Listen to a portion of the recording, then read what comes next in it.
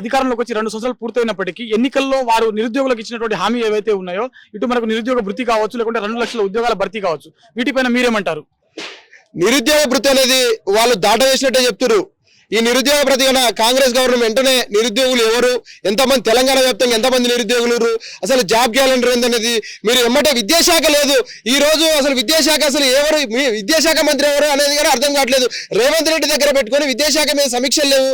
వివిధ ప్రైవేటు కళాశాలలు, ప్రైవేటు పాఠశాలలు యథేచ్ఛగా ఫీజులు దండుకుంటూ అక్కడ శ్రీ చైతన్య, నారాయణ ఆ కళాశాలలో చూసుకుంటే విద్యార్థుల అంతస్తుల నుంచి ప్రాణాలు కోల్పోతున్నారు. అసలు విద్యాశాఖ సమీక్షలు లేకపోతే ఆ ప్రైవేటు పాఠశాలలు యజమాన్యాలు ఆడిందే ఆట పాడిందే పాట అయినట్టుంటుంది. రేవంత్ రెడ్డి గారు ఈ విషయంపై సీరియస్ గా మీరు ఫోకస్ పెట్టి ప్రైవేట్ కళాశాలల యజమానుల ఆగడాలను, ఈ కార్పొరేట్ రాజస్థాన్ నుంచి తీసుకొచ్చిన కోట గీట వాళ్ళంతా ఇక్కడ తెలంగాణ యొక్క బన్సాలు అన్ని రకరకాలుగా విద్యార్థుల యొక్క పేద ప్రజలు రక్త మాంసాలు కష్టపడి ఈ ప్రైవేట్ పాఠశాల మా విద్యార్థులకి అయితే బోధ చెప్తా అంటారు. కానీ అక్కడ పోయి చూస్తే ఏం లేదు. అక్కడికి పోయి చూసినాక అక్కడ విద్యార్థులు అక్కడ వివిధ బాధలకు లోనుపడి ఆత్మహత్య పాలై ఇంటికి సవాలుగా పోతున్నారు. ఈ యొక్క పేరు ఇక్కడ హైదరాబాద్ ఉంటున్న పెద్ద పెద్ద ఇన్స్టిట్యూషన్లని ఈ మొత్తం ఈ కాంగ్రెస్ ప్రభుత్వం కట్టడి చేయాలా.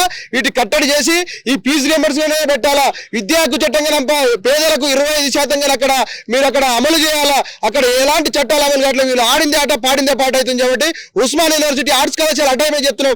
ప్రైవేటు కళాశాలలు యజమానుల యొక్క మొత్తం అరాచకాలు అడ్డుకట్టాలి మీరు. ఎందుకంటే రాష్ట్ర ముఖ్యమంత్రి మీరెవరు, విద్యాశాఖ మంత్రి మీరెవరు కాబట్టి ఈ ప్రైవేటు యజమానుల యొక్క ఆగడాలను, ఫీజు నియంత్రణలు చేసి పేద ప్రజలకు మీరు అండగా ఉండాల్సిందిగా ఉస్మాన్ యూనివర్సిటీ దళిత సంఘాలుగా, ఆల్ మాల స్టూడెంట్ అసోసియేషన్ గా ఈ కాంగ్రెస్ ప్రభుత్వానికి మేము విజ్ఞప్తి చేస్తున్నాం.